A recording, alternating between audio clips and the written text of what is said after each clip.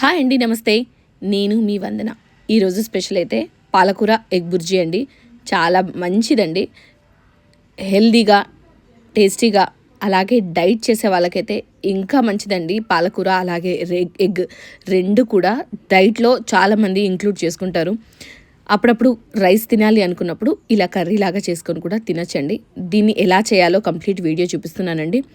దీనికోసం ముందుగా stove on చేసి కడాయి పెట్టేసి దాంట్లో ఒక 2 స్పూన్ల ఆయిల్ని అయితే వేసుకుంటున్నానండి. నేను ఇక్కడ మనకు ఆయిల్ ఎక్కువగానే పడుతుంది, ఎందుకంటే పాలకూర కంప్లీట్గా ఉడకాలి ఆయిల్లోనే. అలాగే మనం వేసిన కోడిగుడ్లు కూడా మంచిగా ఫ్రై అవ్వాలి, కాబట్టి ఆయిల్ కాస్త ఎక్కువగానే పడుతుందండి. లేదు ఆయిల్ లేకుండా చేసుకోవాలి అనుకున్నప్పుడు పాలకూరని ముందుగా వేడి వాటర్లో వేసి తీసి పెట్టేసుకుంటే సరిపోతుందండి.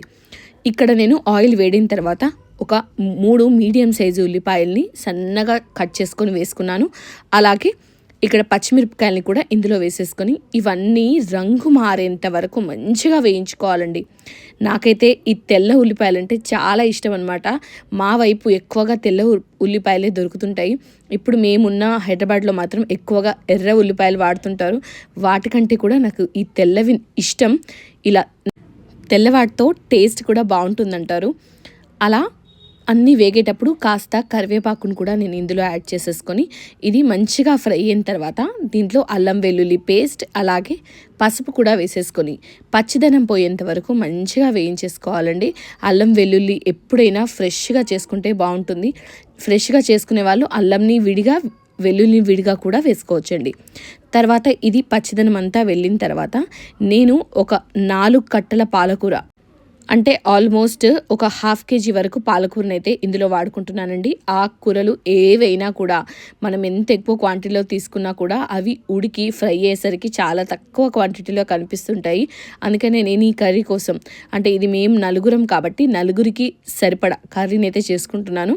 సో నేను ఇది 1/2 kg పాలకూరను కట్ చేసుకొని 2 సార్లు వాటర్లో మంచిగా శుభ్రం చేసిన తర్వాత స్టెయినర్లో వేసి వాటర్ అంతా పోయిన తర్వాత ఇప్పుడు నేను దీంట్లో వేసేసుకుంటున్నానండి. ఇదంతా దీంట్లో వేసేసుకొని దీంట్లో కొద్దిగా సాల్ట్ కూడా నేను యాడ్ చేసుకుంటున్నాను.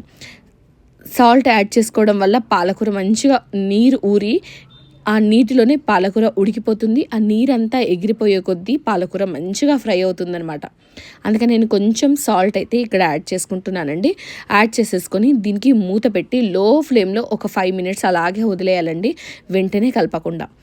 ఇలా మూత పెట్టి ఒక 5 minutes వదిలేసిన తర్వాత మనకు క్వాంటిటీ అయితే ఇక్కడ గిన్నె నిండా ఉంది, కానీ ఆఫ్టర్ 5 minutes చూసారా సగం అయిపోయిందనమాట.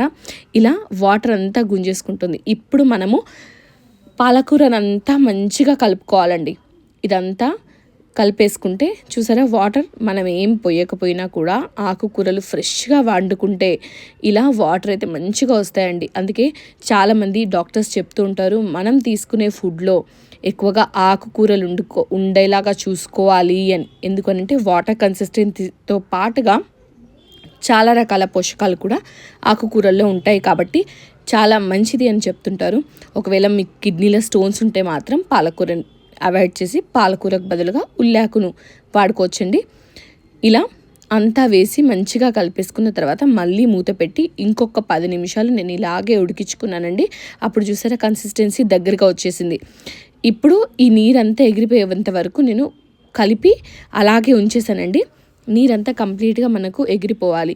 ఇక్కడ నేను వేసుకున్న ఆల్రెడీ పచ్చిమిరపకాయలు వేసుకున్నాను, కానీ ఈ పచ్చిమిరపకాయల కారం తక్కువగా ఉందన్నమాట. అందుకని నేను ఎగ్స్ కూడా అడిషనల్గా వేస్తాను, కాబట్టి వాటికి కూడా సరిపడా కారాన్ని, ఇంకాస్త ఉప్పుని, అలాగే జీలకర్ర పొడిని, అలాగే ధనియా పొడిని కూడా ఇక్కడే వేసేసుకోవచ్చండి.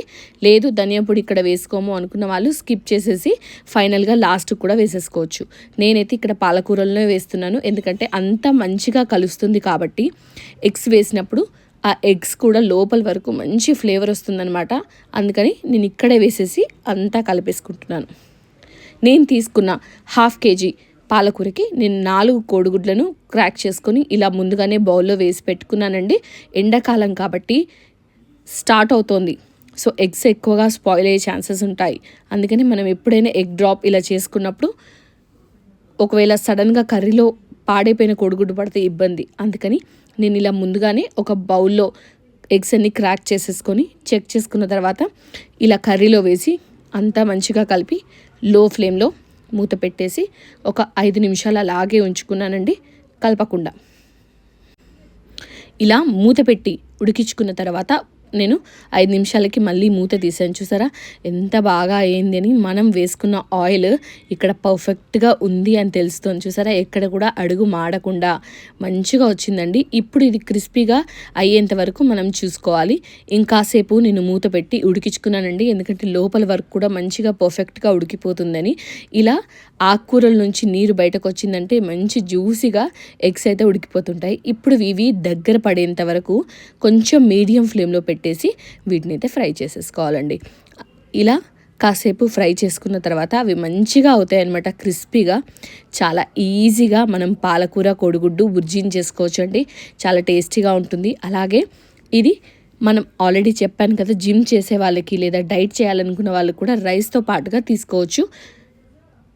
రైస్ కొద్ది క్వాంటిటీలో తీసుకున్నా కూడా ఆకుకూరలు ఎగ్ మంచిగా క్వాంటిటీ తీసుకుంటే సరిపోయే బ్యాలెన్స్డ్గా ఉంటుంది. ఒకసారి ట్రై చేయండి. ఇందులో కావాలి అనుకుంటే ఫైనల్గా ధనియాల పొడి కూడా వేసేసుకొని కొత్తిమీర చల్లేసుకొని ఇంకా సర్వ్ చేసేసుకోవచ్చు. చాలా ఈజీ రెసిపీ అండి. మనం ఇది ఒక 15-20 మినిట్స్లో చేసేసుకోవచ్చు. ఇలా పొడి పొడిగా కావాలి అనుకున్న వాళ్ళు కొంచెం హై ఫ్లేమ్ పెట్టేసుకుంటే లాస్ట్కి ఫైనల్గా ఎగ్ అంతా క్రిస్పీగా అవుతుందన్నమాట ఆయిల్లో వేగి. లేదు కొంచెం మెత్తగానే బాగుంటుంది అనుకున్న వాళ్ళు ఇలా లో ఫ్లేమ్లో లేదా మీడియం ఫ్లేమ్లో పెట్టి ఫ్రై చేసేసుకోవచ్చు. చాలా సింపుల్ రెసిపీ అండి. ట్రై చేయండి. ఎలా ఉంది అనేది నాకు కమెంట్ చేసి చెప్పండి. వీడియో నచ్చితే లైక్ చేయండి. అలాగే మీ ఫ్రెండ్స్ అండ్ ఫ్యామిలీకి ఈ వీడియోని షేర్ చేయండి. Thanks for watching. Please subscribe to this is by Vandana YouTube channel. Me support అయితే నాకు చాలా ఇంపార్టెంట్. Please subscribe. అలాగే మరొకసారి మళ్ళొక వీడియోలో కలుద్దాం. అంతవరకు సెలవు. Thank you.